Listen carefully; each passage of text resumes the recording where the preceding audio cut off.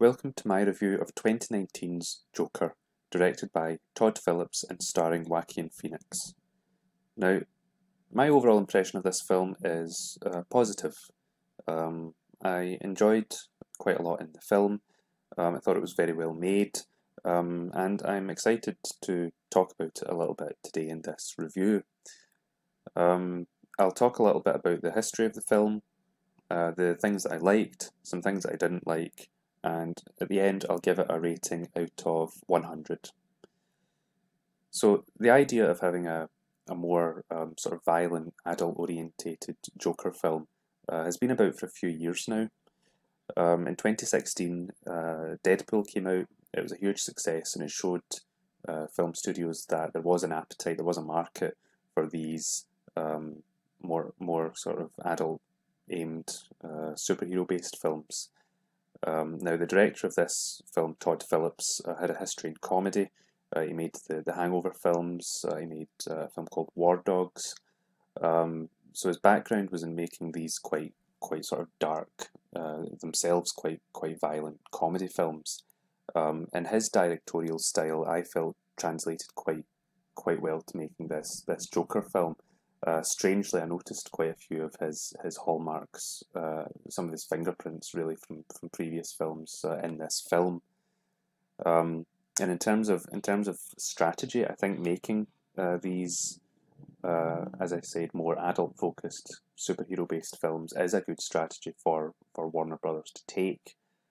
It's quite clear that their DC Universe, as it's called, with Wonder Woman, Superman, Batman, is sort of spinning its wheel in the mud. The Justice League wasn't as huge a hit as some had hoped, and it was Todd Phillips actually who managed to convince Warner Brothers that it was a good idea to start making these lower budget, mature films. And it looks like the gamble has paid off. Of course, Joker has been a huge hit. It became the highest grossing R-rated film of all time, surpassing even The Passion of the Christ, surpassing The Exorcist, surpassing Deadpool, of course, from a few years ago. And it's certainly earned the studio quite a lot of accolades. And they have been quite lucky with how it's turned out. If the studio had got their way with casting initially, I think the film would not have been as good. Originally, Warner Brothers really pushed for Leonardo DiCaprio to play the Joker, which I think would have made for an entirely different film experience, and I'm so glad that they went with Joaquin Phoenix as the Joker. And that leads me quite nicely into discussing the things that I liked about the film. Of course, Joaquin Phoenix is the star of this movie. He's in almost I think literally every minute of the film. He steals the show, and I think the best thing that I can say about this portrayal of the Joker is just how wildly original and fresh it feels. And I think for a character that has been portrayed so many times in recent decades, and in fact has been portrayed well so many times in recent decades, I think to give a real injection of originality into that character is a great thing to be able to say.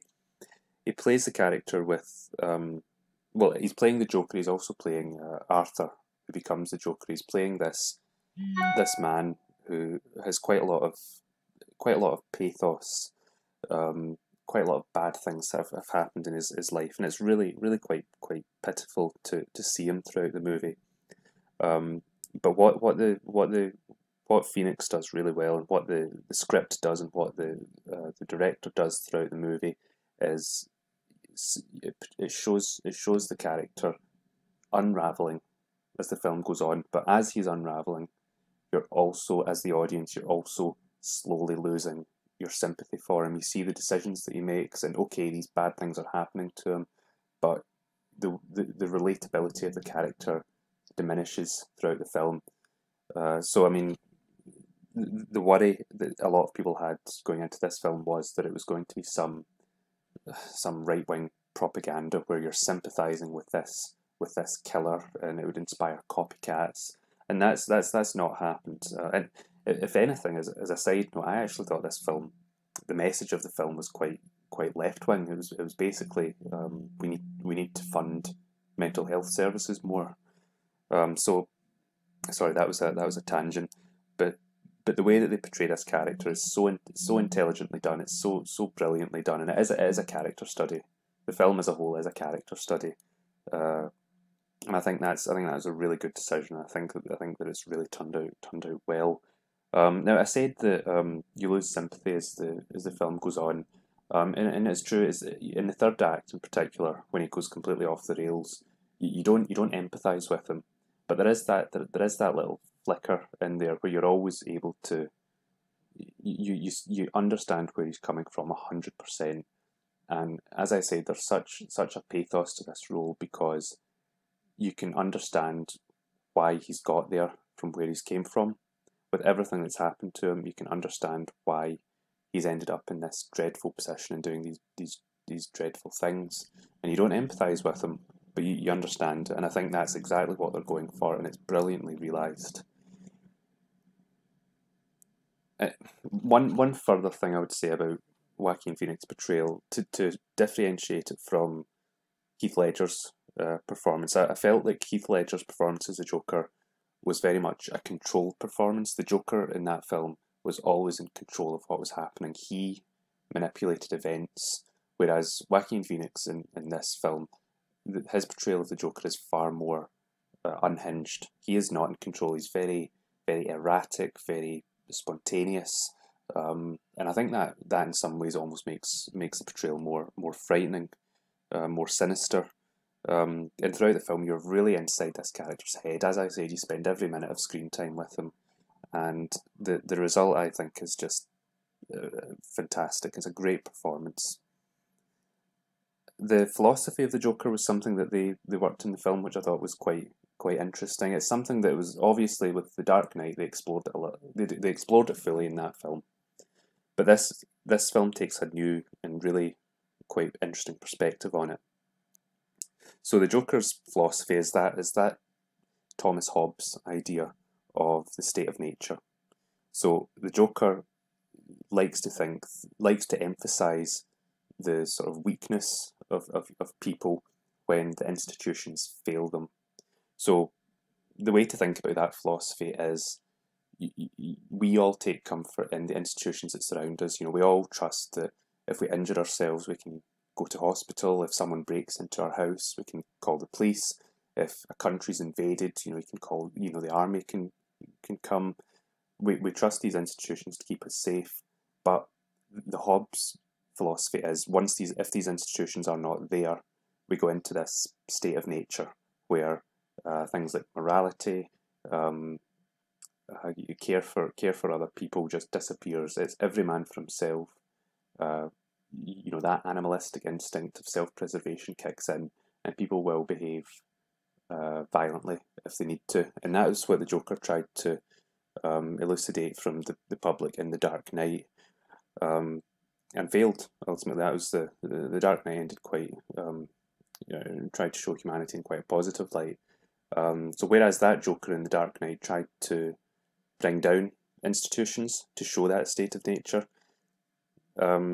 this Joker, the Joker played by Joaquin Phoenix, has been let down by the institutions. It's a different perspective altogether. It's set in obviously the 1980s, a fictional 1980s, where there's a lot of unemployment, and the institutions just have completely failed Arthur in this film. And I think it really brings out that philosophy in showing this just depraved, violent world that he lives in, where there are no institutions, there are no safety nets.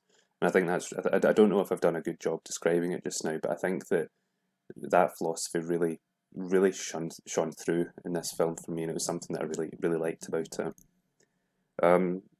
The other nice thing I want to say about the film is just the general feel of the film, the cinematography, that world that they've created of a fictional Gotham City where it's everything's just so tired, everything's just so dreary. There's really a life to the city that they create in this film. And the cinematography as well. It's a unique style. It reminded me, I think I mentioned earlier, it reminded me of some of the comedy films that Todd Phillips has done in the past.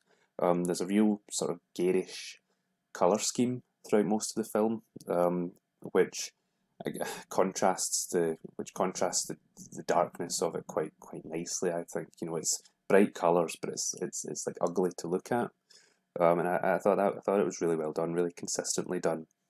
And the music as well that they used to sort of punctuate a lot of the film, as well as Phoenix's performance, I thought was really good, really atmospheric without being too in your face.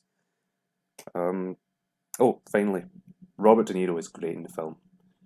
I mean, I think I should have alluded earlier. The big inspiration of this film is obviously the Martin Scorsese gangster films of the 70s and the 80s. Taxi Driver's a clear influence. The King of Comedy is a clear influence. Some Raging Bull as well, I thought. And obviously this is exemplified by having Robert De Niro in one of the most important roles. I mean, he's essentially playing his character 30 years later from The King of Comedy. And I really enjoyed it. It was really nice to see Robert De Niro do a good film. He's done so much rubbish over the past decade. He's played Dirty Grandpa, Meet the Fockers 3, and all this nonsense. And it's good to see him in a proper role, something that really utilises him. He did The Irishman as well recently, I know. So maybe his career's sort of going back on course. Things I didn't really like in the film, you'll notice I've not really talked about the story all so much, and I think that's because the film's a character study, and so the plot is kind of secondary to that. Now, without I didn't want to do this review with spoilers. I hope I don't spoil anything just now. I guess most people have seen the film. There's a girlfriend character who's introduced early on.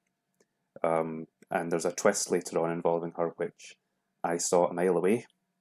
And I'm not just saying that.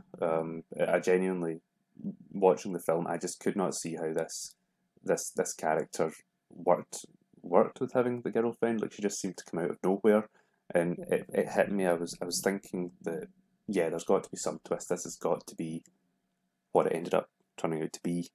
So that was not disappointing. I mean, they execute it all right, but it did feel like something that they were putting into the film to try and give it more of a plot, as was the subplot involving Arthur's search for his lineage, shall we say, his parentage. I felt like the film, again, it's hard to criticize because it's not done terribly, but I just felt it was a little unnecessary. It felt like something to pad the story out. And it doesn't. I felt like the way the film ends in the third act, it could have still ended like that, even if those scenes were cut out. So that was something that not complaining about, certainly. I just think that the story does seem padded out in some ways. But again, that isn't the focus of the film. The focus of the film is the character. And I mentioned just there that the film does take inspiration from those 70s and 80s gangster films.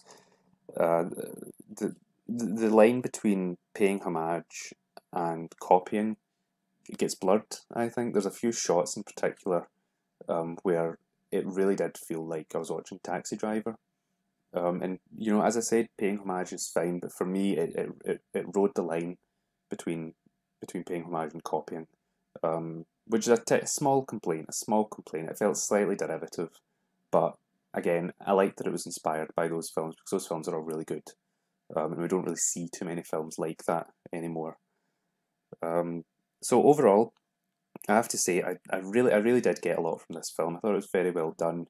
I think Warner Brothers is entirely right to pursue this line of films, to pursue these lower budget, more mature themed superhero based films, because really their expanded universe stuff was going nowhere. And the third act of this film was just so good. It was really, the tension just kept building and kept building. I really loved it. I'm looking forward to seeing what DC do next. I'm not sure if they have any projects like this in the pipeline. I hope they don't do a sequel to this. It doesn't need one, although I'm pretty sure we're going to get it, and I'm sure actually they might do a good job with it. But we'll just have to see. As for a rating, I'm going to give Joker 71 out of 100, which, I like this film very much, but with my ratings, I'm quite tight with my ratings. 71 is a very good rating. You have to trust me. And I recommend you go see this film. Thanks for watching.